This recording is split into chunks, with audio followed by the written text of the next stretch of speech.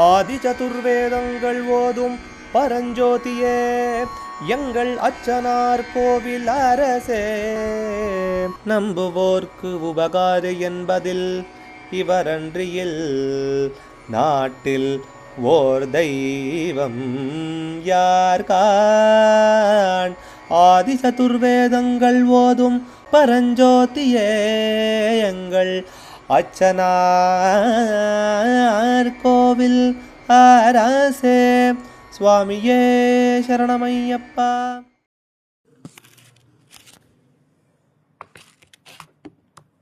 அச்சங்கோவில் அரசே சரணமையப்பா. பகவானுடைய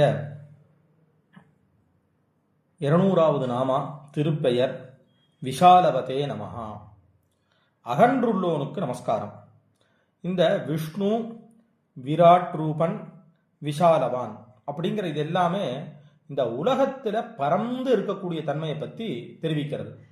உதாரணத்துக்கு சமுத்திரம் எப்படி பறந்துருக்கு, ஆகாயம் எப்படி பறந்துருக்கு, இந்த நில அமைப்பு, இந்த மண் அப்படியே தொடர்ந்து எவ்வளோ தூரம் போறது, இந்த மாதிரிலாம் பகவான் வியாபிச்சு எல்லா இடத்துலையும் பறந்து இருக்கார் அப்படிங்கிற அர்த்தங்களோடு அது சொல்லின்னு வரதாக இருக்கு.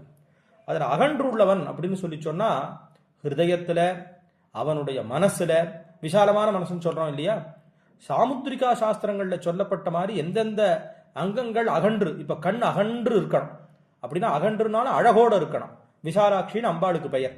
அதனால தன் பக்தர்களை, கோடான கோடி பக்தர்கள் விரதம் இருந்து மலையில பெரிய பாதையில நடந்து சத்தியமாய 18ஆம் படி ஏறி அவர்கள் கண்ட தாரதாரையோட அந்த திவ்ய திருமுக மண்டலத்துக்கு முன்னாடி போய் நின்ன உன்ன மூலஸ்தானத்துக்குள்ள தீபஜோதிக்கு நடுவுல உட்காண்டிருக்கக்கூடிய பகவான் அப்படி அகன்ற தன்னுடைய கருணை கண்களை நம்ம மேல செலுத்துறாரே, அதனாலேயே அவர் அகன்றமான விஷயங்களை இதை உடையவர், கண்கள் உடையவர்னு இங்க தெரியாது.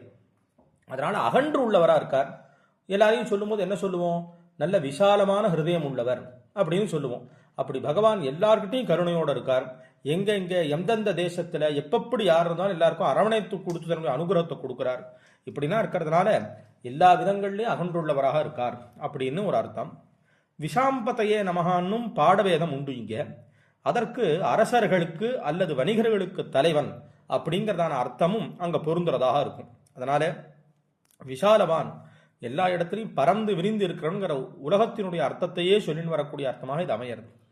உலகம் எப்படி, உலகம்னா பிரம்மமே உலகமா இருக்கு அப்படிங்கிறதான அர்த்தம் இங்க துவனிக்கிறது. அச்சங்கோவில் அரசே சரணமையப்பா. அச்சனார் கோவில் அரசே. சுவாமியே சரணமையப்பா.